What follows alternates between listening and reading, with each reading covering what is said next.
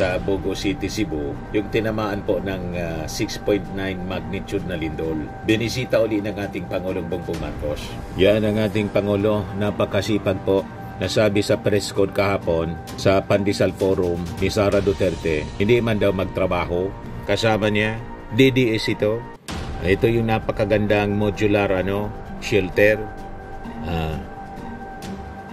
Baka may magpakalat na naman po na sabihing mahilig po sila sa pamimiki at fake news, pagpapakalat. Mismong si Sara Duterte, mahilig sa fake news.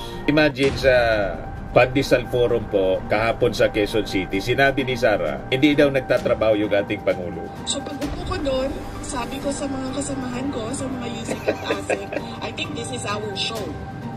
Kasi walang nagpapagang mga balita at pagtalakay sa mga isyu ng lipunan. Pulsa, opinyon, banat at paglalantad sa katotohanan. Pulsa, what you see is what you get. You decide. Ito po mga kababayan, si Dante Maravillas. Dito ulit tayo sa ating podcast, Live with Dante M. Pag-usapan natin itong buhay ng mga evacuees sa Bogo City, Cebu, yung tinamaan po ng 6.9 magnitude na lindol. Binisita uli ng ating Pangulong Bongbong Marcos. Yan ang ating Pangulo, napakasipag po. Nasabi sa press code kahapon sa Pandesal Forum ni Sara Duterte, hindi man daw magtrabaho. Sabi ni Sara, kaya importante po, dapat pala talaga, everyday, yung activity ng ating Pangulo, ipagsama natin sa ating vlogging para hindi umobra po yung kasinungalingan ni Sara Duterte. O yung ating Pangulo, bumalik po sa Bogo City. Yan 40 minutes ago pa lang, published by Manila Bulletin. President Marcos revisited the areas most affected by the September 30 Cebu earthquake to ensure that additional assistance has been delivered. In line with his earlier directive, in San Remigio, a tent city with 150 tents for 250 families was quickly established within just a few days, while 20 sturdier and more comfortable modular shelter units were also turned over at Bayanihan Village in the same area. So aside from financial aid from the government, the temporary residents in both sites are also provided with food, water, and sanitation facilities, as well as wellness services such as medical consultations and mental health and psychological support. Yan po ang ating Pangulo, napakasipag. Tingnan naman po ninyo na sabi ni Sara Duterte, hindi man anya magtrabaho after anyang umalis ako sa gabinete. Yan bang hindi magtrabaho? Baka may ipakalat na naman yung mga, tingnan ninyo, si Goberno Bari 4, kasama niya, DDS ito. Ito yung napakagandang modular shelter.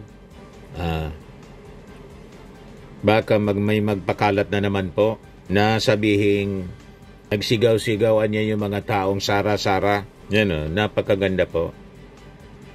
Diba? Doon kasi daw sa Davao Oriental, nang pumunta doon ang ating Pangulo, may nagsigaw-sigaw na Sara-Sara. Yan pala mga kababayan, Duterte. Yan pala mga kababayan, fake news yun. Edited daw yung video. Ginawa naman talaga, mahilig sa editing yung mga DDS po, mga supporters ni Sara at ni Digong. Ito po, pinost ng finact-check po ng Philippine Star, audio ng viral video ni Marcos sa Davao Oriental altered.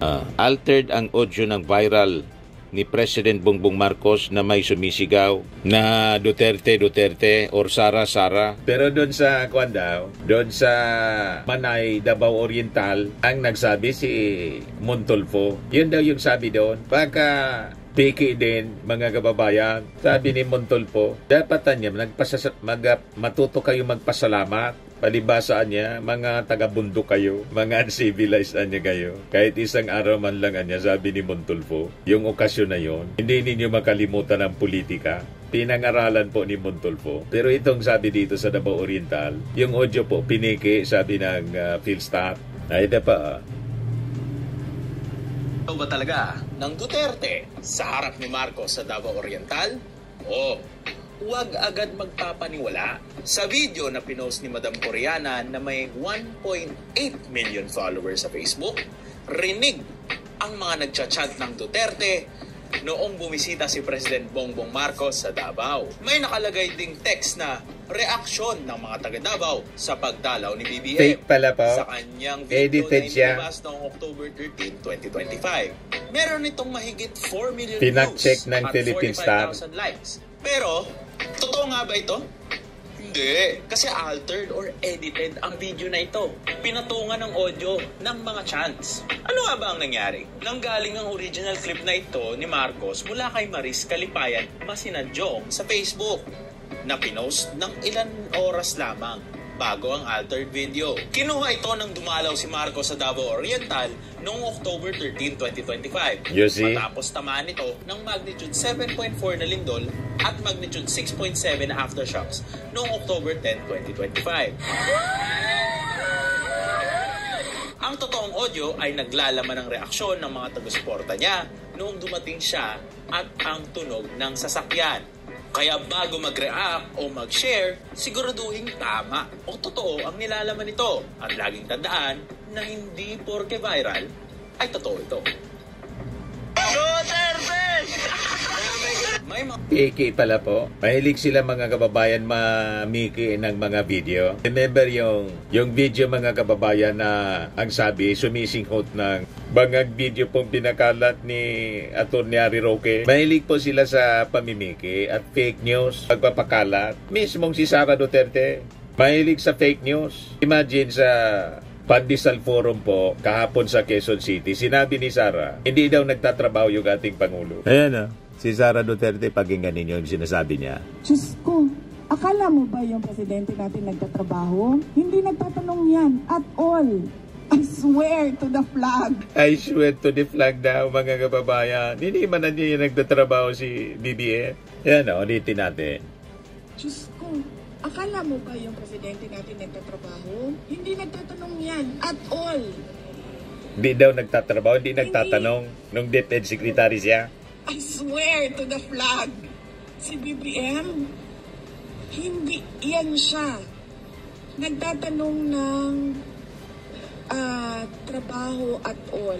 Kaya napansin nyo ba, walang direksyon yung governance at walang direksyon yung iba't ibang departamento.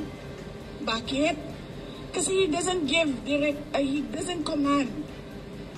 He doesn't command, he doesn't ask, he doesn't say that, look, there's a Philippine development plan and what are you supposed to do about this? Akala niyo ba yung ginawa ko sa DepEd galing yun kay BBM? Hindi, akin yun. Lahat. Kasi he did not give any orders at all. So pag upo ko doon, sabi ko sa mga kasamahan ko, sa mga USIC at ASIC, I think this is our show. Kasi walang participation at all ang Pangulo. So gagawin na lang natin kung ano yung karapat dapat na gagawin para sa edukasyon dito sa ating bayan. So we created the matatag agenda, we followed through with the matatag curriculum, at unfortunately hindi kami natapos kasi yun nga, nag-decide ako na I don't deserve the attacks that were thrown at me by the administration. Kasi ako na nga lang siguro yung kaisa-isa dong nag-deliver para sa cabinet. Kaisa-isa na daw lang na nagtatrabaho, nagdi-deliver sa cabinet ni PBBM. Siya na lang. Sa akin. O di, nung nawala ako, di wala na. Wala na siyang accomplishment at all. Nang nawala daw siya sa DepEd, wala nang accomplishment at all daw yung ating Pangulo. Ganun katindi si Sara Duterte, mga kababayan, magsinungaling. Arap-arapan nagsisinungaling siya sa media at sa mamamayang Pilipino siyempre. Ito yung ebidensya, mga kababayan. Hindi totoo yung sinasabi, sinungaling si Sara Duterte. O ito po.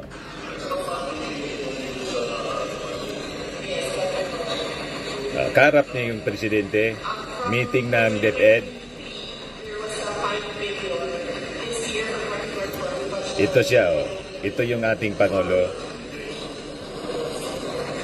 They share silence sa atin naman, Mr. President. They feel silence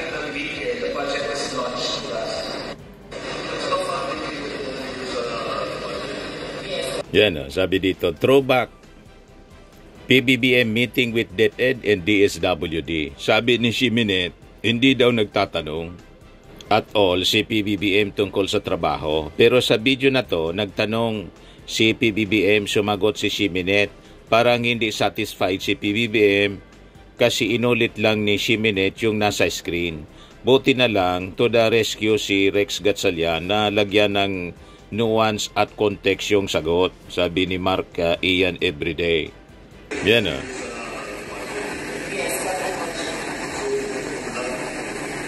From 2023, there was a 5 billion. This year, from 2024, we budgeted 11 billion. Daycare site, sabi naman Mr. President. The feeding site ng daycare, the budget is launched to us. Huling-huli po ang pagsisinungaling ni harap-harapan ang pagsisinungaling ni Sara. Siyempre, yung mga followers niyang sinungaling din, naniniwala sa kanya. Yeah, sabi dito sa post ni Attorney Wilfredo Garrido, supalpal na naman si Inday kay Ate Claire sa kanyang pagtataas ng bangko.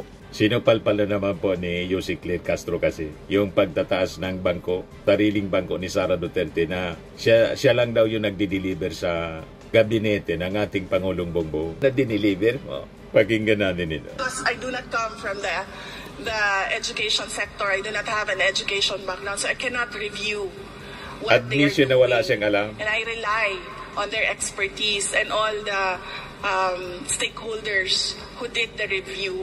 So, Ang anong ginawa ko i-deliver lang, niya? which I Wala do siyang alam. very well, admittedly, is magpukpuk talaga ng tao to drive a person to do what they are Taga-pokpok supposed at to do. Pangalawa, totoo naman, walang direktiba ang Pangulo sa mga ginagawa niya sa DepEd, tulad ng pag-create ng ghost students. Yun ang na-deliver niya. Yung laptop na hindi makuha-kuha sa yung 1.5 gadgets and materials, school materials na hindi kinuha sa warehouse ng ilang taon, nabayaan niya lang doon. Hindi po direktiba ng Pangulo yan.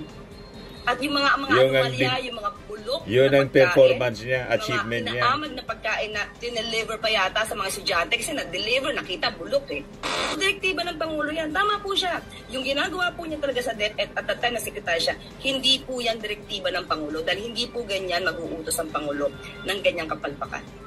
Durog na durog mga kababayan, pisak na pisak si Sara Duterte. Tapos sabi dito sa balita, Sara Duterte finally reveals how DepEd confidential funds were spent.